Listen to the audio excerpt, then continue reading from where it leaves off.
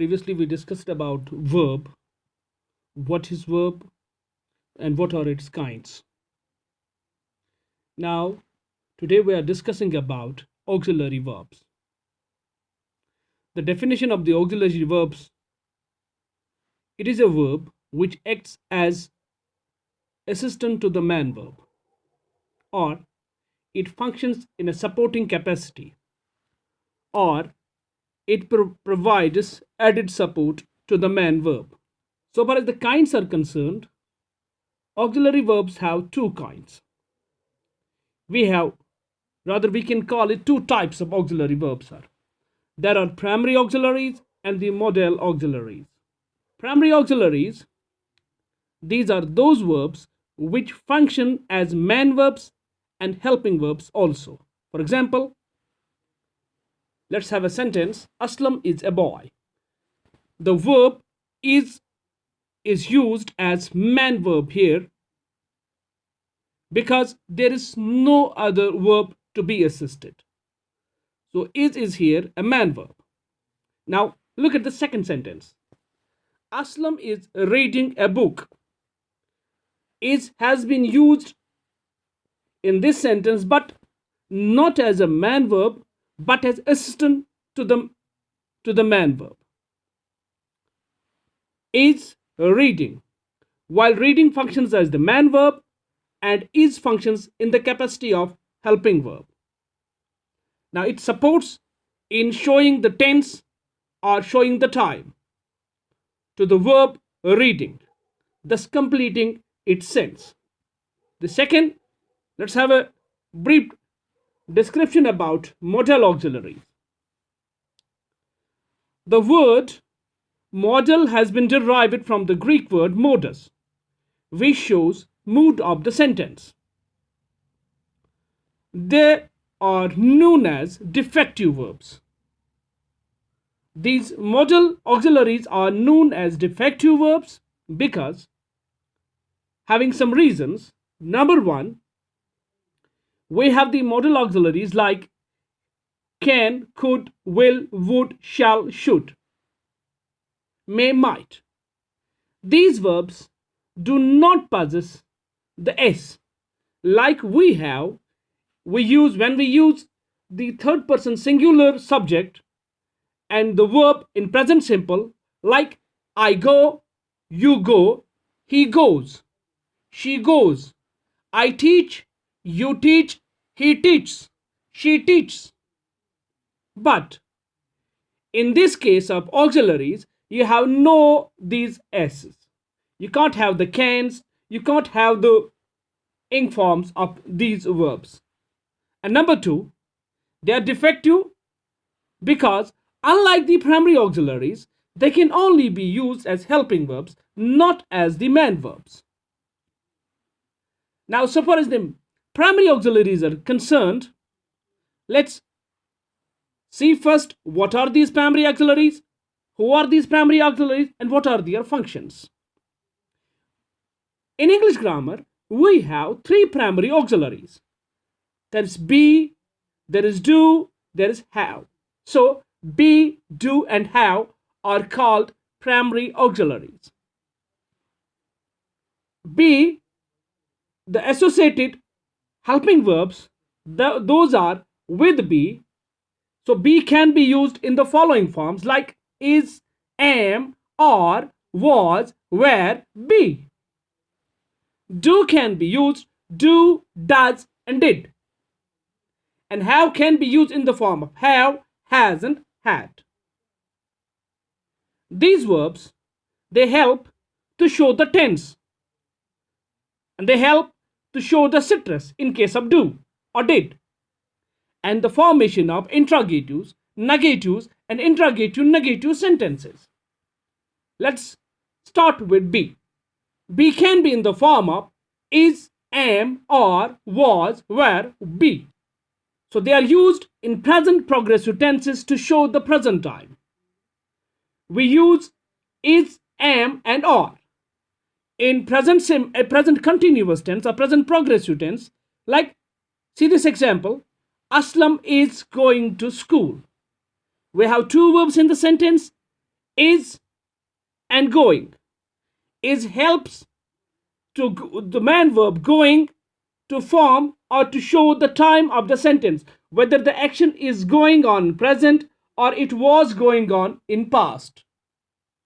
Now see the second sentence. Now, is Aslam going to school? In this sentence, this is has two jobs to do. Number one, it shows the time of the sentence that it is in the present continuous form or present progressive form. And second, it makes this sentence interrogative. Without the help of is, this Aslam going to school cannot be formed in an interrogative sentence. Like that, we can use am and are.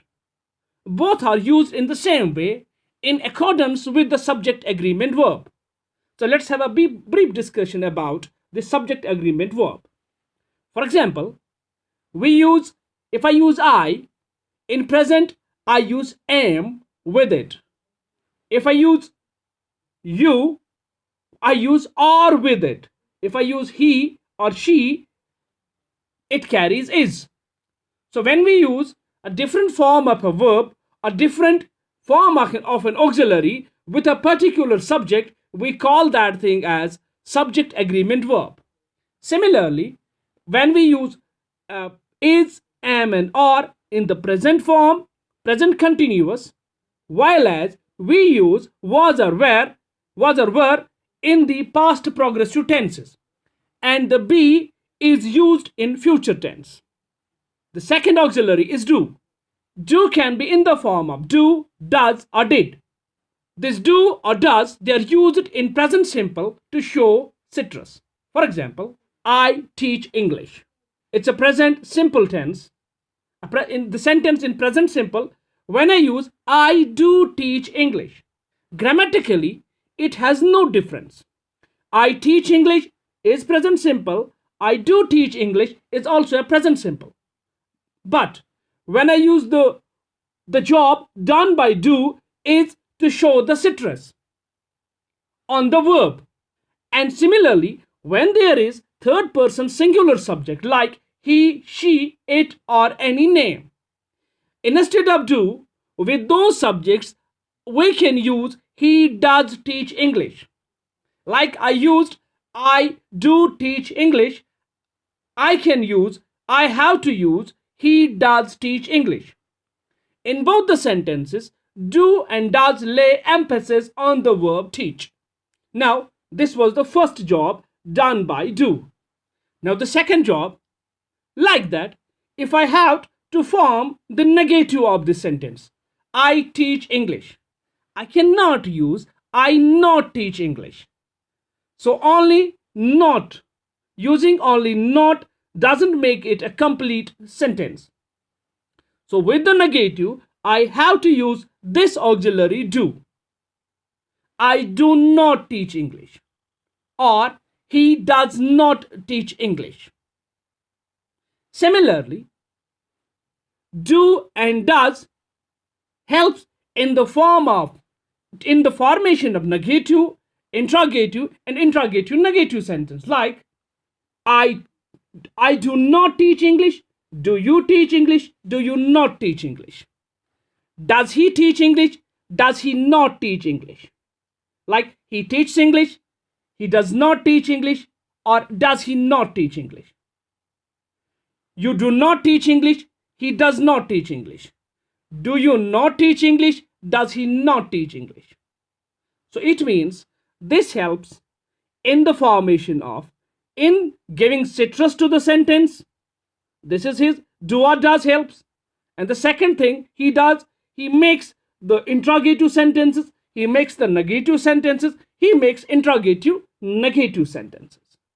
And of course, it carries the tense of the sentence wherever it is used. Now second, the past tense of do or does is did. Did is used in the similar way in past simple tenses. I taught English yesterday. It's a past simple tense. So I can write I did teach English. It's also a past simple tense. When I use I did teach English, did does two things here. Number one, it carries the citrus on the verb teach, and also carries the tense of the sentence, because I taught English. Now in the second sentence I used I did teach English, which means the tense as well as the citrus is carried by this did, which in other words means did helps to give citrus to the verb and also to give the tense or to carry the tense. Similarly, like those of is, am, are, or it helps, like those of this do or does, it helps in the formation of negative, interrogative, interrogative, negative sentences. Means, I taught English yesterday. I did teach English yesterday. I did not teach English yesterday. Did I teach English yesterday? Did I not teach English yesterday? Now the third auxiliary is how. How has two more auxiliaries with it. How can be used in the form of has, or it can be used in the form of had. Now we use have in the tenses like present perfect continuous, future perfect continuous tenses. For example, I have taken tea. It's present perfect. I have been waiting you since morning. Here have helps to determine the tense, that these tenses are whether we can say present perfect or present perfect continuous. Now if we say second tense, I will have gone to school, or I will have been teaching you for 10 years. So, which means that this have can be used in present perfect continuous, future perfect, or future perfect continuous. Similarly, it helps in the formation of interrogative sentence. For example, have you taken tea? Here have helps to form the interrogative sentence and also carries the tense of the sentence. And it helps in the formation of negative and interrogative negative sentence. Have you taken tea? Have you not taken tea? I have not taken tea. Now, similarly, the has is used with present perfect and present perfect continuous. But here is a limitation with has. Has can be used only with the third person singular subjects like he, she, it, and nam. It functions same here like have. He has gone to school. Has he done his homework? While has carries the tense like of the have. But remember one thing. The only difference between have and has is here that we use have in the four tenses. Two tenses are present perfect and present perfect continuous, and future perfect and future perfect continuous. But has is only used in present perfect and present perfect continuous. And we do not use this has in future tense. And it, of course, it helps in the formation of negative, interrogative, and interrogative negative sentence. He has gone to school. Has he gone to school? Has he not gone to school?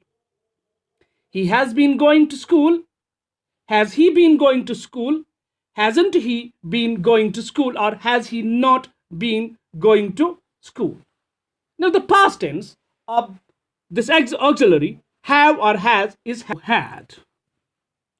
Had is the second form of the auxiliary verb have and has. We use this had with past perfect and past perfect continuous tenses and with all subjects. It also helps in the formation of negative, interrogative, and interrogative negative sentence. Like has and have, we use I have been teaching or I have taught. Similarly, we use had in past perfect like I had taught you or I had been teaching for 1 hour. Similarly, we can say had I taught you or had I not taught you in the interrogative and the interrogative negative sentences. By that, we end today's program, and inshallah we will be back with our next topic, model auxiliaries. Till then, fi amanillah. Thank you for watching.